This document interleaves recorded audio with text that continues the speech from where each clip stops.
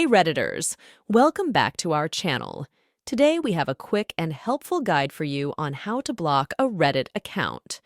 Whether you're dealing with unwanted interactions or just want to customize your Reddit experience, blocking accounts can be a handy tool.